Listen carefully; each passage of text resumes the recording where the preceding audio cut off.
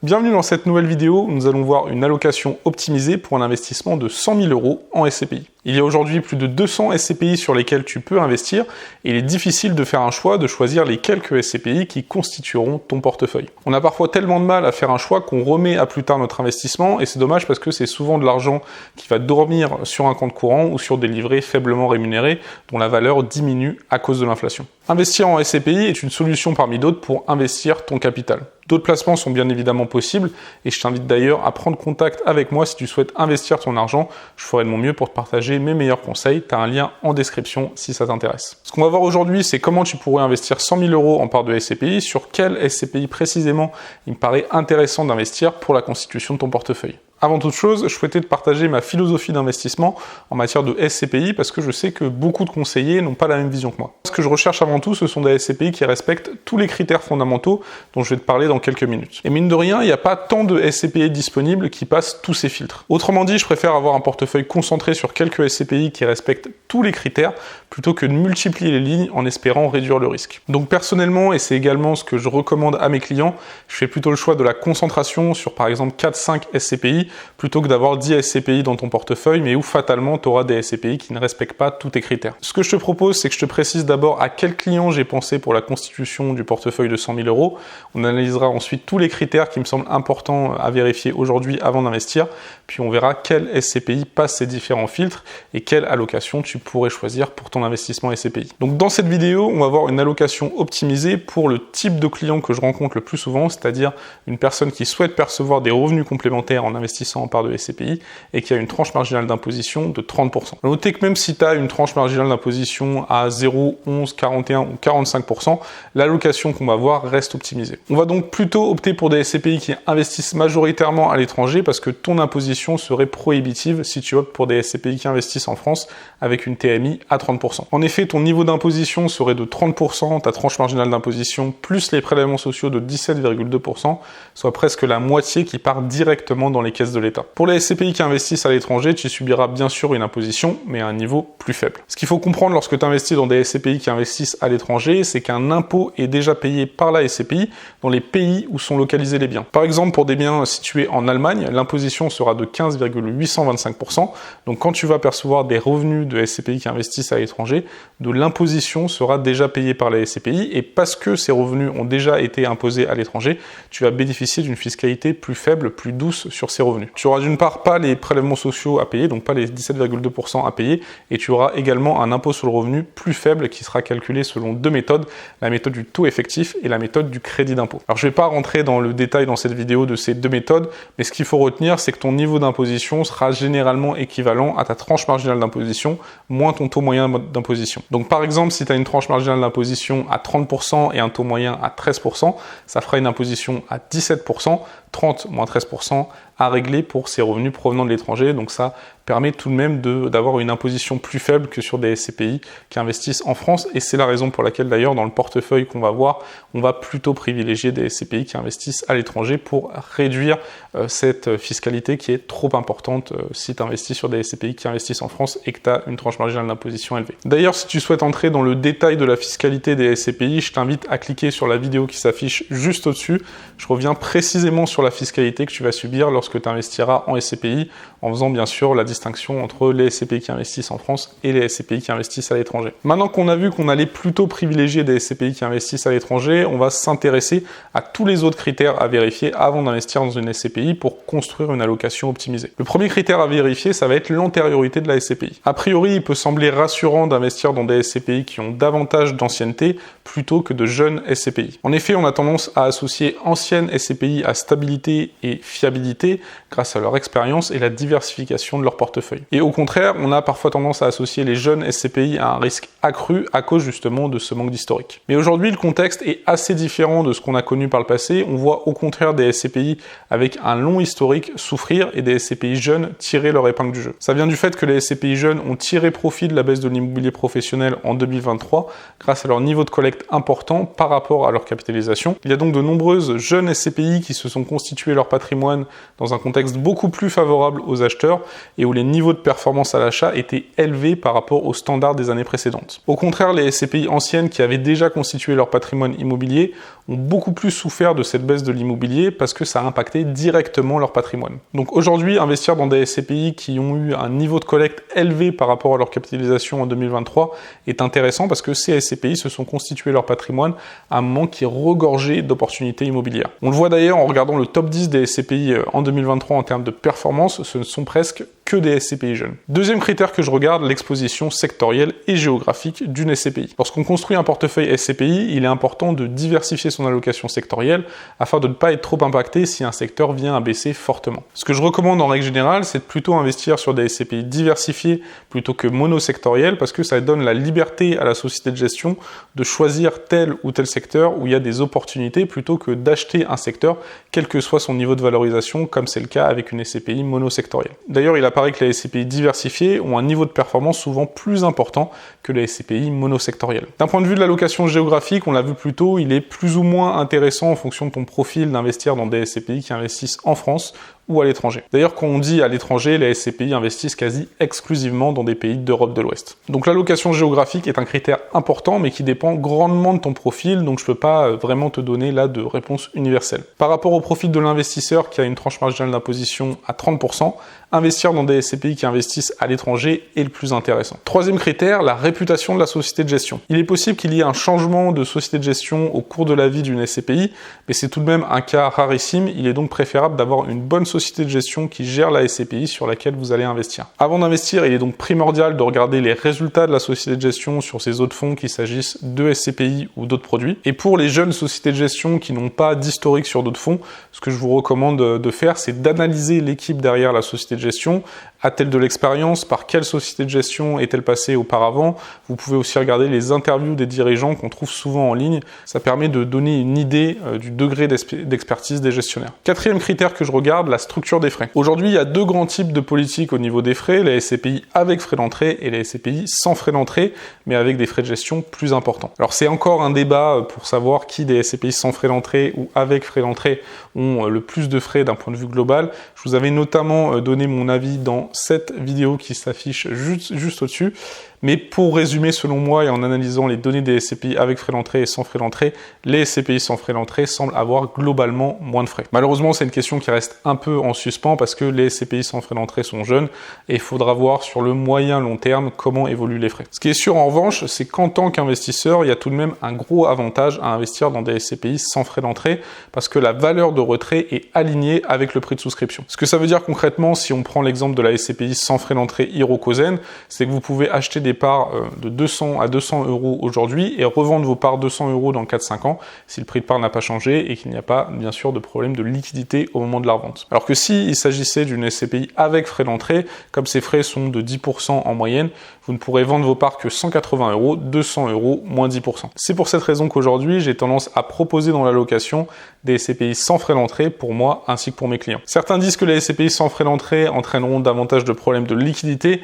Aujourd'hui, il est difficile de répondre à cette question parce que les SCPI sans frais d'entrée sont jeunes et les problèmes de liquidité arrivent souvent lorsque les SCPI sont plus matures et surtout lorsqu'elles performent moins bien. Cinquième critère que j'analyse avant d'investir ou de conseiller une SCPI, le taux d'occupation. Il est important de viser des SCPI avec un excellent taux d'occupation pour deux principales raisons. D'abord, il y a bien sûr l'aspect rendement qui dit taux d'occupation faible dit réduction des revenus et donc réduction des dividendes distribués aux associés, mais il y a également l'aspect valorisation du patrimoine détenu. Le patrimoine occupé tend à être mieux entretenu que le patrimoine inoccupé et la valorisation d'un bien dans l'immobilier d'entreprise se fait aussi beaucoup en fonction du contrat de location en cours. Si le bien occupé a un bon niveau de rendement avec une bonne qualité de locataire, eh bien ça augmente la valeur de l'immeuble. Au contraire, si le bien est vide et que la SCPI a du mal à trouver un locataire pour ce bien, la valorisation du bien chute également en plus de la perte de revenus. Plus concrètement, on peut aussi se demander ce qu'est un taux d'occupation élevé et ce qu'est un taux d'occupation faible. Pour vous donner un ordre d'idée, le taux d'occupation financier des SCPI, c'est s'élever en moyenne à 93,4% à fin juin 2023. Donc un taux d'occupation financier élevé, c'est un taux d'occupation financier supérieur à 95%, et un taux d'occupation financier faible, c'est un taux d'occupation financier inférieur à 85%. Sixième critère que j'analyse, la différence entre le prix de part et la valeur de reconstitution. La valeur de reconstitution, c'est une valeur expertisée chaque année par un expert indépendant qui correspond à la valeur des actifs immobiliers augmentée des frais nécessaires pour reconstituer le patrimoine de la SCPI, donc la valeur des biens immobiliers plus les frais d'acte, commission de vente et un peu de trésorerie également, sachant qu'il y a un lien étroit entre le prix de part et la valeur de reconstitution, parce que le prix de part est déterminé par la société de gestion dans une fourchette plus 10, moins 10% par rapport à la valeur de reconstitution. Il faut plutôt privilégier des SCPI dont le prix de part est inférieur à sa valeur de reconstitution, parce que en cas de légère baisse des actifs de la SCPI, ça n'impactera pas nécessairement le prix de part. Si tu veux en savoir davantage sur ce critère, je t'invite à regarder cette vidéo où je serai beaucoup plus exhaustif sur ce critère. Ce sont les principaux critères que je vais regarder, bien sûr, il y en a d'autres comme le taux d'endettement ou la durée résiduelle des baux. Et finalement, ce que je disais en introduction, c'est qu'il n'y a pas tant de SCPI aujourd'hui sur le marché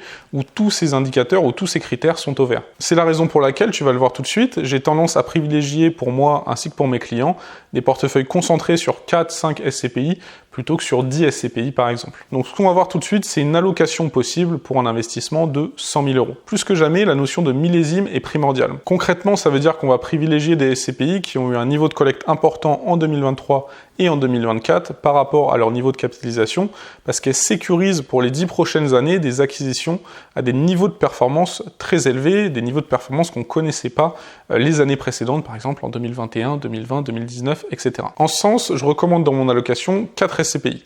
Première SCPI, la SCPI Hirokozen, où tu pourrais investir 30% de ton allocation. Il s'agit d'une SCPI dont la capitalisation est passée de 186 millions au 31 décembre 2022 à 409 millions au 31 décembre 2023, soit une capitalisation qui a plus que doublé dans un moment extrêmement propice pour les acheteurs, comme on l'a vu précédemment. C'est une SCPI qui continue à avoir un niveau de collecte très dynamique en 2024. Outre cet aspect moment de marché, il s'agit d'une SCPI avec d'excellents fondamentaux, son taux de distribution a été supérieur à 7% depuis sa création. On a également une excellente diversification sectorielle et géographique avec notamment un très bon équilibre entre bureaux, commerce, locaux d'activité et logistique. Comme tu le vois à l'écran, les fondamentaux sont également très bons avec un taux d'occupation financier à 99,58%, une durée résiduelle des baux assez longue vers les 10 ans, sachant que la moyenne des SCPI est plutôt vers les 7 ans. Le taux d'endettement est de 29,2%, ce qui est plutôt élevé par rapport à la moyenne des SCPI. La position d'Iroko en la matière est que tant que la dette sera contributrice à la performance, ils profiteront de l'effet de levier pour maximiser leur capacité d'investissement et ainsi leur capacité à saisir des opportunités sur le marché immobilier, ce qui ne manque pas aujourd'hui. Enfin, on a également un prix de part bien plus faible que la valeur de reconstitution. Le prix de part est à 200 euros et la valeur de reconstitution est à 209,43 euros, soit une décote du prix de part de 4,5%. Point à signaler également, il s'agit d'une SCPI sans frais d'entrée, donc le prix de part est aligné avec la valeur de retrait. Le prix de part est à 200 euros aujourd'hui et tu peux vendre tes parts au bout de 3 ans sans commission de sortie anticipée à 200 euros. Alors que pour une SCPI avec frais d'entrée, la valeur de retrait serait plutôt vers les 180 euros. On a donc une SCPI où tous les fondamentaux sont au vert, qui a sécurisé pour la prochaine décennie des acquisitions à des niveaux de performance élevés. J'insiste vraiment sur ce point parce que les SCPI que je t'ai sélectionnés profitent de la conjoncture actuelle avec des taux élevés et si jamais les taux baissent, il y aura non seulement moins d'opportunités à l'achat, donc pour de nouvelles SCPI qui se lanceraient, eh bien ce sera très difficilement réplicable, et en plus, leur patrimoine acquis à un moment où les taux étaient élevés prendra de la valeur à la faveur de la baisse des taux. Ça, c'est vraiment un élément primordial à comprendre aujourd'hui et c'est ce qui explique que dans mon allocation, je privilégie plutôt des SCPI qui qui continuent d'ailleurs à bénéficier de la conjoncture actuelle. Deuxième SCPI de l'allocation, la SCPI Cœur d'Europe à hauteur également de 30%. On a une capitalisation qui a plus que doublé en 2023, passant de 40 millions fin 2022 à 104 millions fin 2023. La collecte continue à être très dynamique en 2024, ce qui permet à la SCPI de se construire un patrimoine performant. La société de gestion communique sur le rendement net de fiscalité étrangère qui a été de 5,23% en 2023. L'objectif depuis la création était de 5%, donc un objectif qu'ils ont réussi à dépasser en 2023. Si on prend en compte plutôt le taux de distribution calculé comme les autres SCPI, on est à 5,93%, ce qui est un bon taux de distribution. D'un point de vue géographique et sectoriel, on a une excellente diversification avec du commerce, des locaux d'activité principalement, puis avec une poche bureau et logistique. On peut également noter qu'il s'agit d'une SCPI qui investit uniquement à l'étranger et qui ne prévoit pas d'investir en France, ce qui est intéressant pour des investisseurs avec une tranche marginale d'imposition élevée. Autre point intéressant, il s'agit d'une SCPI avec une décote de 5,07% de son prix de part par rapport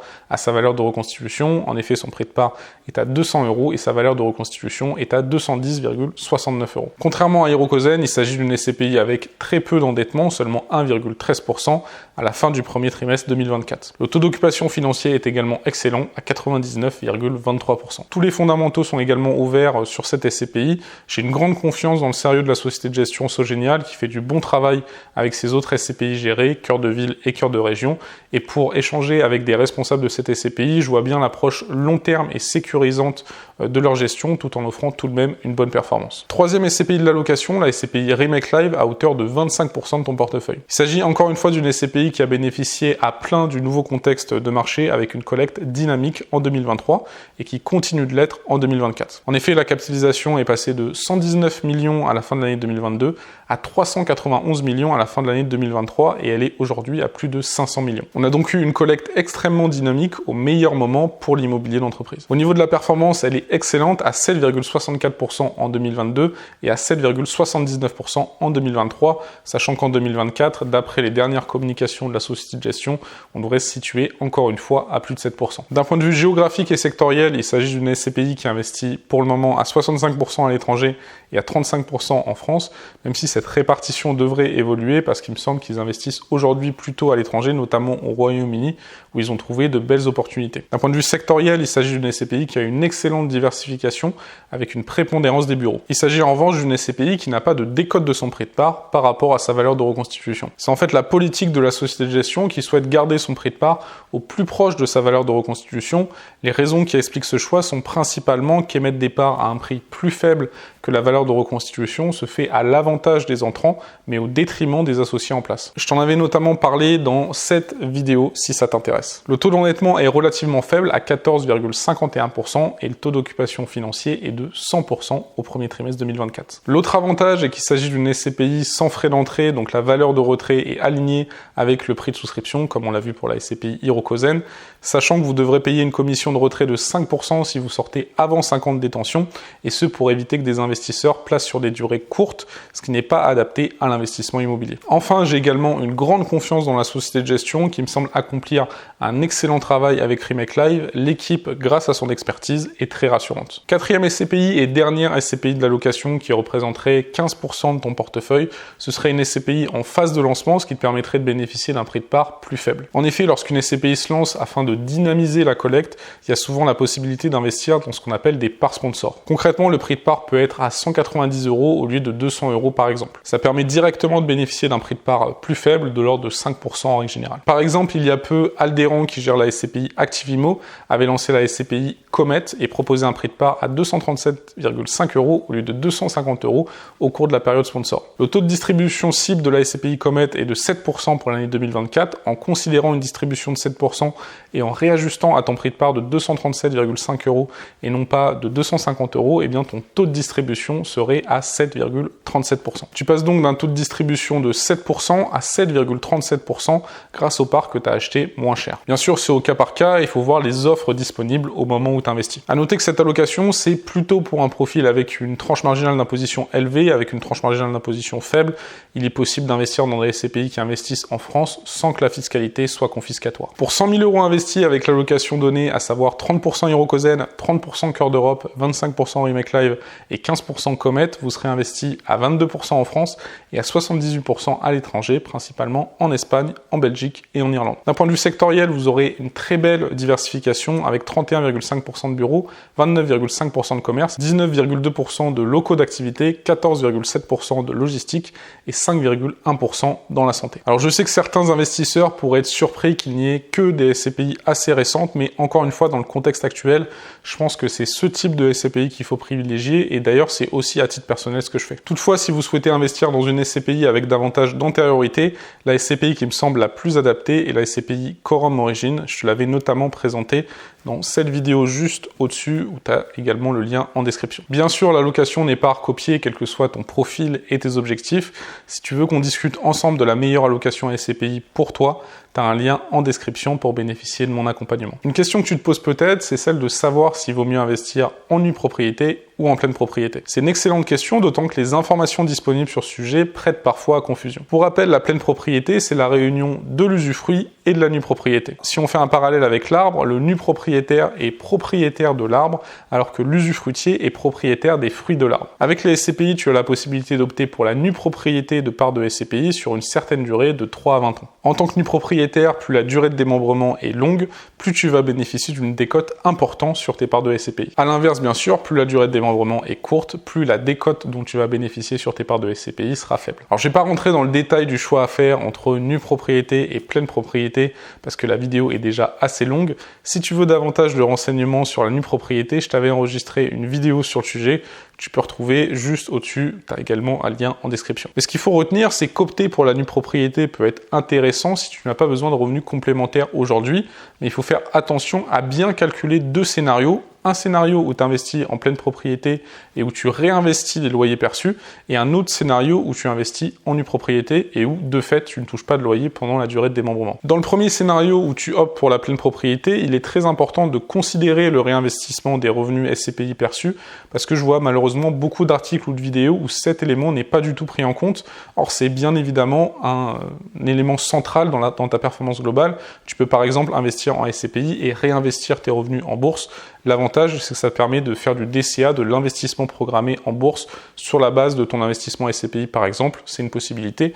Une autre possibilité, ça peut être également de réinvestir en SCPI. Donc encore une fois, il faut bien prendre en compte le réinvestissement, parce que je vois parfois des simulations sur 10 ans où les conseillers ne prennent pas en compte le réinvestissement des revenus, alors que c'est bien évidemment un point central. Je peux bien sûr t'accompagner pour savoir quel est le choix le plus optimal pour toi par rapport à ton profil. Autre question que tu te poses peut-être, est-ce qu'il vaut mieux que tu investisses via un contrat d'assurance vie ou en direct? Alors il y a plusieurs éléments à prendre en compte. Premier élément, ton profil fiscal. Plus tu subis une fiscalité lourde, plus investir dans un contrat d'assurance vie est intéressant. Deuxième élément, l'exposition géographique de la SCPI dans laquelle tu souhaites investir. S'il s'agit d'une SCPI qui investit majoritairement en France, il sera souvent plus intéressant d'un point de vue fiscal d'investir avec un contrat d'assurance vie. A l'inverse, s'il s'agit d'une SCPI qui investit majoritairement ou exclusivement à l'étranger, il sera parfois plus intéressant d'investir en direct. Troisième élément, analyser les conditions du contrat d'assurance vie. Les contrats d'assurance vie appliquent des frais qui peuvent passer du simple au quadruple. Il y a d'importantes différences, notamment au niveau des frais d'entrée, des frais de gestion et des frais de sortie. Il est primordial de choisir un bon contrat d'assurance vie, sinon ces différents frais amputeront trop la performance de ton investissement par rapport à une détention en direct. Sur ce sujet, et comme beaucoup de sujets malheureusement, il est difficile de donner une réponse universelle, ça va vraiment être au cas par cas en fonction de ton profil et tes objectifs. N'hésite pas à me dire dans l'espace commentaire quelle allocation aujourd'hui tu construirais.